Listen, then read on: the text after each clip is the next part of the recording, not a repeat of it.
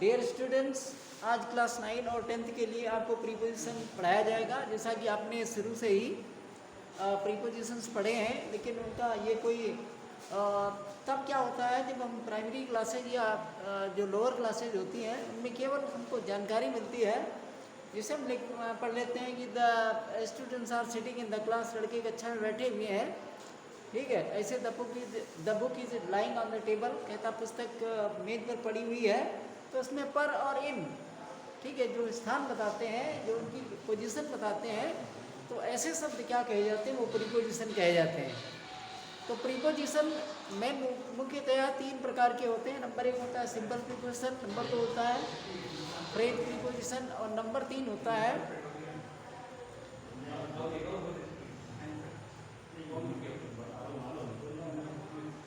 Compound preposition. तो 3 प्रकार के प्रीपोजिशन होते हैं, सिंपल, कंपाउंड और फ्रेज।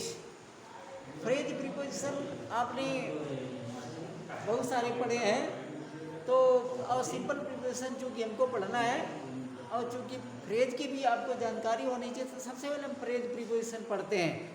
तो फ्रेज प्रीपोजिशन जिसे आप लिखते हैं owing to, OWING, owing to, इसका मतलब होता है हिंदी में कारण। ठीक, तो इसमें क्या करते हैं, जहाँ भी किसी भी सेंटेंस में अगर आपको कारण शब्द दिखाई दे तो इसके लिए हम क्या करेंगे, ओविंग टू का प्रयोग करते हैं।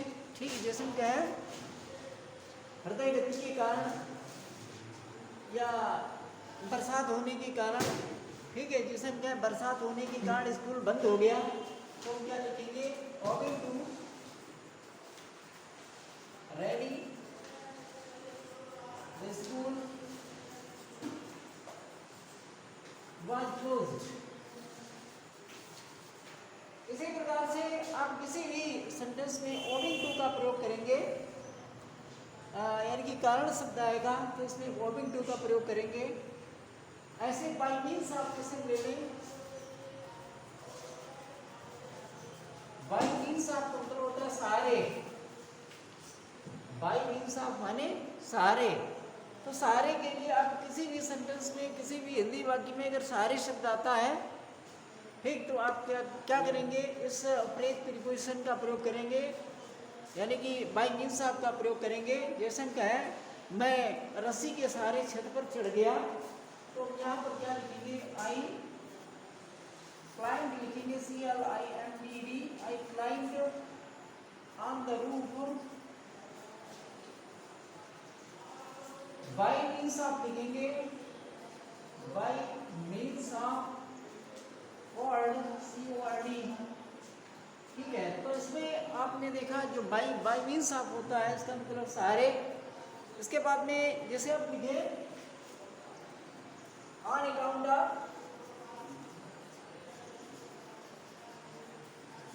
ऑन अकाउंट ऑफ मतलब होता है कारण, इसका मतलब भी कारण होता है। जैसे हम क्या है, छुट्टी होने के कारण है, कार्यालय बंद रहा, तो क्या लिखेंगे, on account of holiday the offices were closed.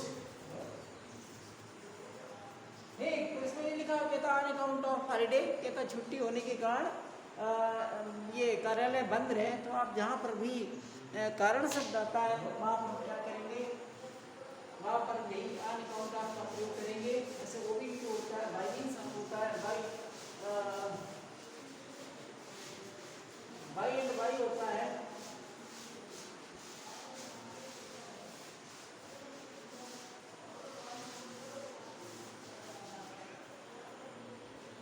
अब आते हैं सिंपल प्रीपोजिशन। सिंपल प्रीपोजिशन में आपने पढ़ा है कुछ सेंटेंसेस, कुछ प्रीपोजिशंस होते हैं तो आपको टाइम शो कराते हैं। जैसे शोइंग टाइम से पहले लिखेंगे, शोइंग टाइम, यदा समय व्यक्त करने वाले प्रीपोजिशन वो कौन से होते हैं। जैसे यहाँ पे लिखें, आई गेट अप at 6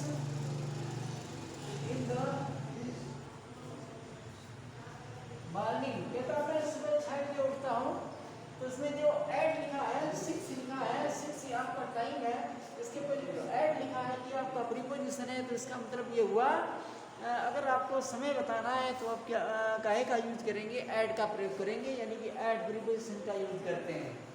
जैसे ही comes here in a week, कहता था यहाँ एक सप्ताह में आता है। तो इसमें अब यहाँ पर इन देखते हैं तो एक सप्ताह का मतलब होता है, इसमें समय शो किया गया है और समय शो करने के लिए हम क्या करते हैं, इन का प्रयोग करते हैं। तो इसमें टाइम शोइंग में क्या होता है, ऐड होता है, इन होता है। इसके बाद दूसरा देखते हैं, जैसे लिखते हैं द डॉक्टर केम बिफोर, लिखा है द डॉक्टर केम बिफोर, तो कहता डॉक्टर पहले ही आ गया था। पहले ही मतलब हुआ यहाँ पर कि आपको ये टाइम शो करता है, और तो टाइम शो करने के लिए आपने देखा ये बिफोर का प्रयोग होता है, इन का प्रयोग होता है, ऐड का प्रयोग होता है। इसी प्रकार से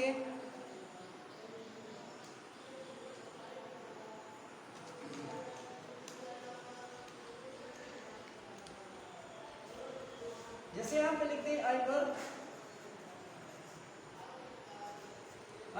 from 10 to 4 o'clock in office, कहता मैं ऑफिस में 10 बजे से 4 बजे तक काम करता हूँ। तो इसका मतलब यही हुआ 10 बजे से 4 बजे, ठीक है। तो फ्रॉम और टू ये प्रीपोजिशन ये भी क्या करते हैं, ये टाइम शो करते हैं। तो टाइम शो करने वाले इनको हम क्या कहेंगे, प्रीपोजिशन शोइंग टाइम, यानी समय व्यक्त करने वाले प्रीपोजिशन। जो समय व्यक्त करने वाले प्रीपोजिशन होते हैं वो कौन से होता है, ऐड होता है, इन होता है, बिफोर होता है। इसी प्रकार आफ्टर भी होता है, फ्रॉम और टू होता है। ये आपको क्या कराते हैं, ये टाइम शो कराते हैं। दूसरा रिलेशनशिप इन स्पेस, ये क्या करते हैं, ये आपको ये जगह की जानकारी देते हैं।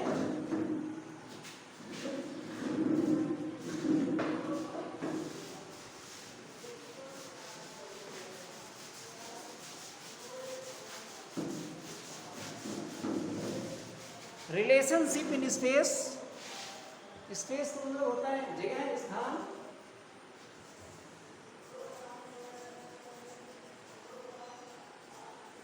रिलेशनशिप इन स्पेस, तो इसमें क्या करते हैं, इसमें आपको स्पेस यानी कि स्थान व्यक्त करने के लिए क्या करेंगे, जिन प्रीपोजिशन का प्रयोग करते हैं जिसे यहाँ पर लिखते हैं the teachers are sitting in on hall, कहता अध्यापक को हॉल है कि अध्यापक, ठीक, कहता अध्यापक को कमरे हॉल में बैठे हुए हैं। तो जो इन शब्द है ये आपको क्या शो कराता है, ये जो हॉल है, ठीक है। तो हॉल के लिए आपको ये स्पेस शो कराता है कि स्थान व्यक्त कराता है। तो स्थान व्यक्त करने के लिए क्या करते हैं, इन का प्रयोग करते हैं। जैसे आई केम फ्रॉम आगरा, कहता मैं आगरा से आया था। तो आगरा क्या है, स्पेस है, और इसके लिए यहाँ पर इसका सेपरेशन हो रहा है। तो सेपरेशन के लिए स्पेस में हम फ्रॉम का प्रयोग करते हैं। इसी प्रकार से the dog jumped upon the table, कहता कुत्ता मेज पर कूद गया।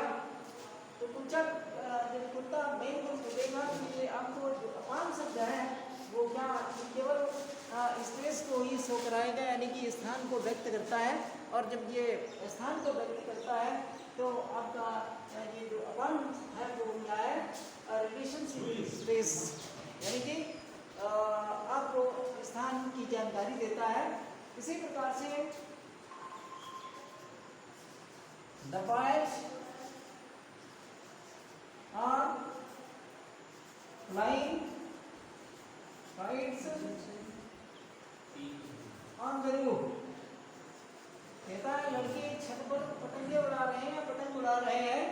तो आपने देखा ये कि जो ये रूफ क्या है, ये स्पेस है, स्थान है, और इसके पहले आपका ये जो ऑन प्रीपोजिशन लगा है, तो ये ऑन क्या है, ये स्पेस शो कराता है। तो इस प्रकार से टाइम रिलेशनशिप इन स्पेस।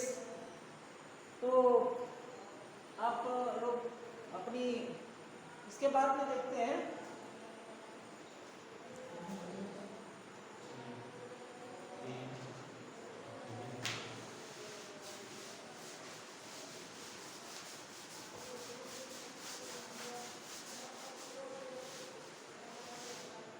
अगला है रिलेशनशिप इन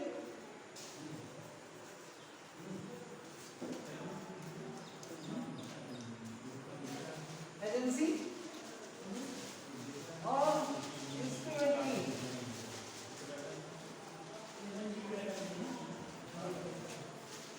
इसमें जो है कहता है रिलेशनशिप इन, ठीक, एजेंसी और इंस्ट्रूमेंटरी। इसका मतलब होता है माध्यम। तो माध्यम व्यक्त करने के लिए जिन प्रीपोजिशन का प्रयोग होता है वो कौन से हैं? By, with, through. ठीक है, by, with, through in prepositions का प्रयोग काहे के लिए होता है? एजेंसी इंस्ट्रूमेंटरी के लिए होता है। तो इसमें जब इसे लिखे सम ट्रेन और ड्राइविंग,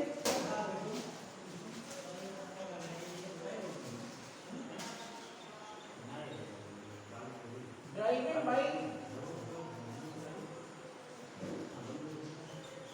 इलेक्ट्रिसिटी। कहता कुछ गाड़ियां विद्युत से चलाई जाती है, बिजली से चलाई जाती है। तो इसमें आप देखते हैं कि इसमें जो आपका बाई लिखा है, ये क्या व्यक्त करता है? ये माध्यम व्यक्त करता है कि गाड़ी को चलाने का, ट्रेन को चलाने का माध्यम क्या है? ये आपके पास क्या नाम है? इलेक्ट्रिसिटी है, विद्युत है। जैसे में आप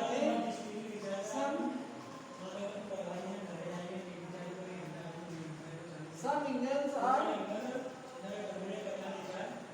driven by डीजल। कहता कुछ इंजन डीजल से चलाए जाते हैं, डीजल से चलाए जाते हैं। तो इसमें फ्यूल, ये आपका जो बाई है, ये क्या है? ये आपका प्रीपोजिशन, ये क्या व्यक्त करता है? ये इंस्ट्रूमेंटरी या एजेंसी। ठीक है, इसी प्रकार से आई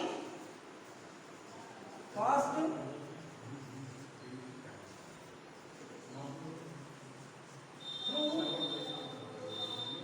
द डेंस फॉरेस्ट।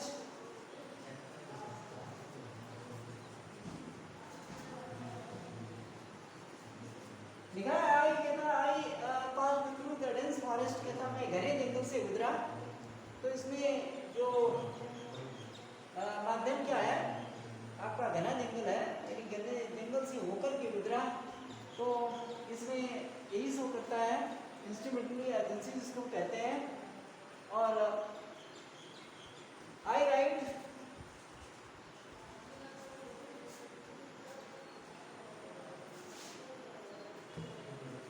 जैसे हम लिखेंगे I need a pen to write with. कहता मुझे लिखने के लिए पेन चाहिए, या मैं लिखने के लिए पेन चाहता हूँ, या मुझे लिखने के लिए पेन की ज़रूरत है। तो इसमें आप देखेंगे जो विद प्रीपोजिशन लिखा है वो क्या है? ये एजेंसी इंस्ट्रूमेंटली यानी कि माध्यम को शो करता है। तो इस प्रकार से आगे इसी क्रम में नेक्स्ट पीरियड में पढ़ाया जाएगा। तो आप प्रीपोजिशन को ध्यान से पढ़िए, और इसकी जब चैप्टर समाप्त होने के बाद और साथ ही में आप एक्सरसाइज करते जाइए। Thank you.